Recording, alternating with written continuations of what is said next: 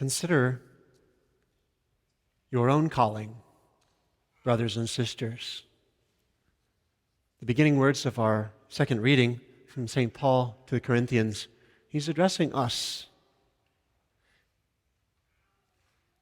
And he tells us that God chose the foolish, the weak and the lowly, and those who are despised.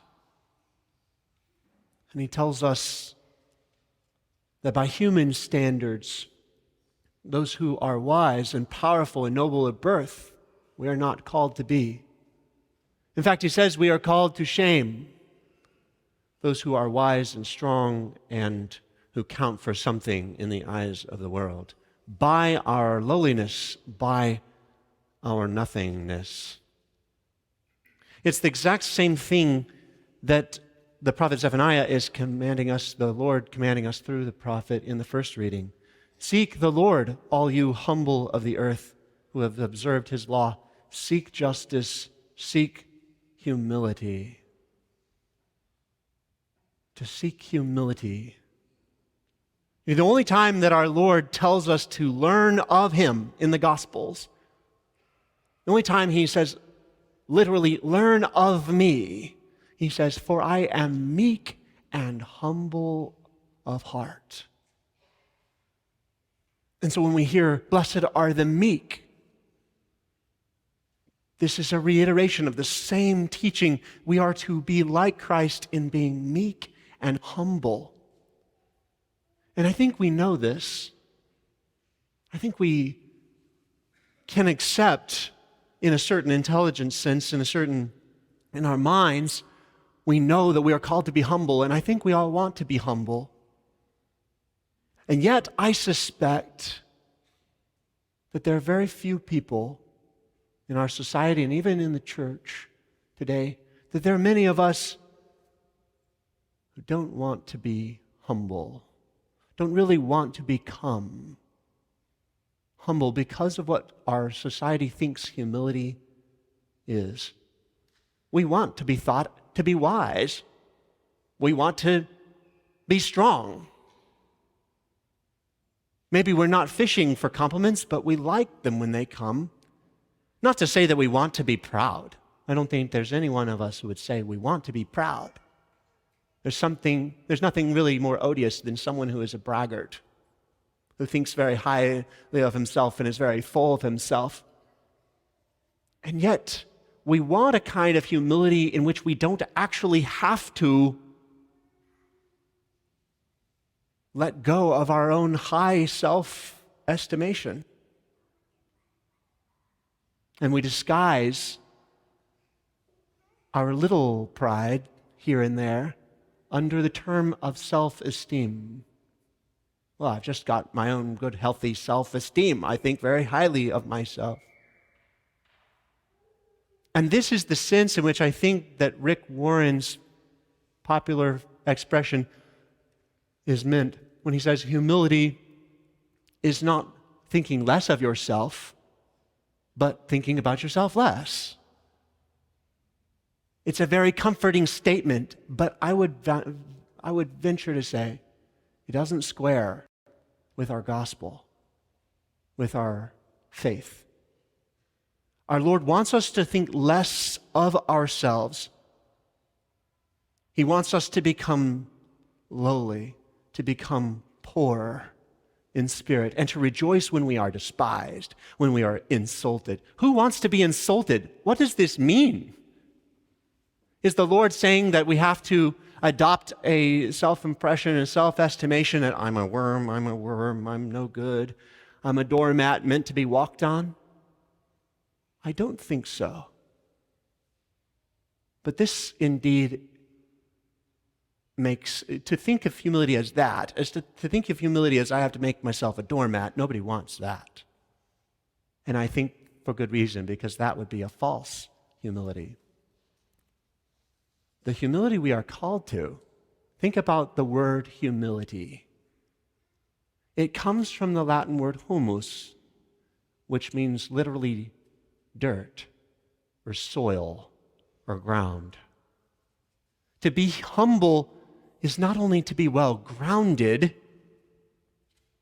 to have our feet set very firmly on terra firma. It's to remember and to recognize that what I am is dirt, dust that the Lord took and formed into a man and breathed life into. What Genesis teaches us is that we are dust, and unto dust we will return. But that dust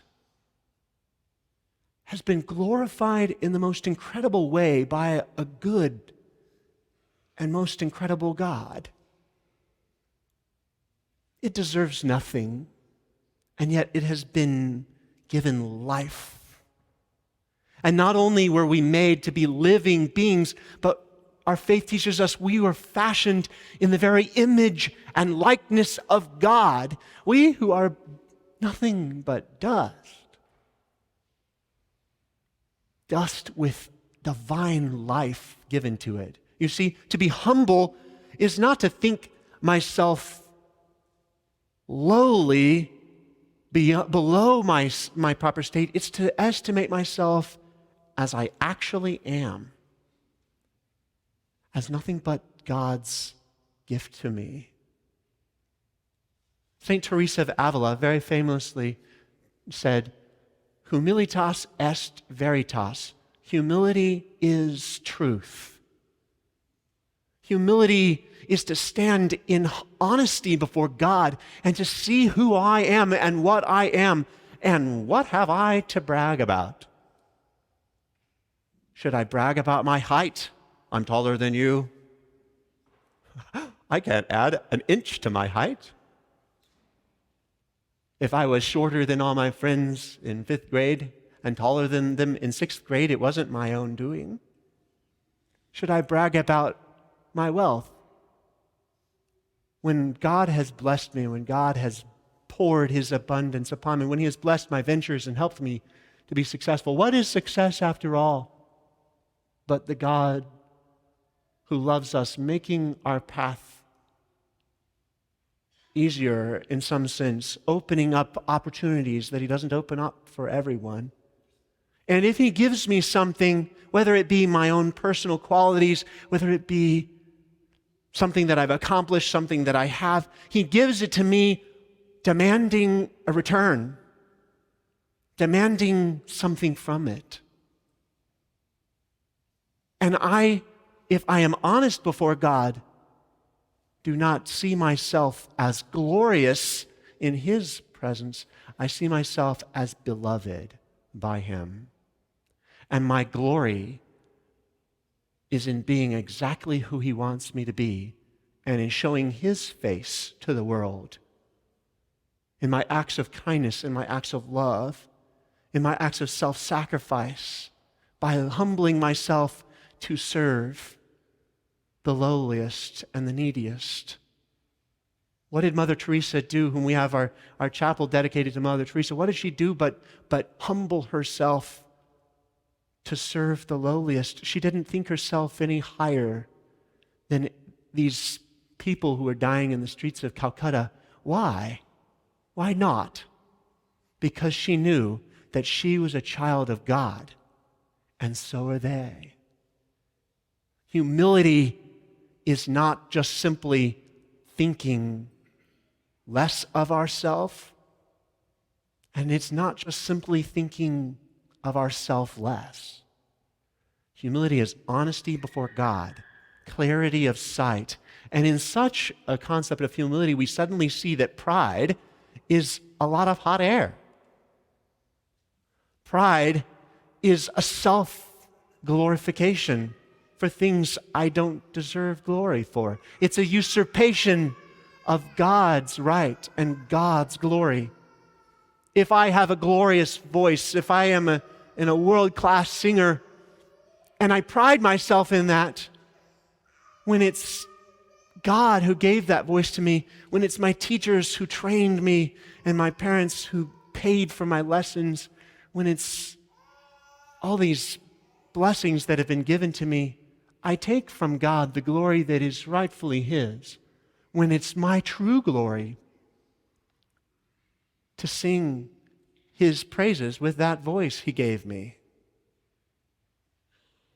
I would like to conclude this homily very simply by drawing your attention to some words you might not have noticed because they came so rapid fire at the start of this Mass. At every Mass, there's an entrance antiphon, which the church provides for us right before, even before the procession. And the choir sings, the cantor sings from the choir loft this entrance antiphon. And I would like to close my homily with this. This is, I think, a good expression of humility. Save us, O Lord, our God, and gather us from the nations to give thanks to your holy name and to make it our glory to praise you.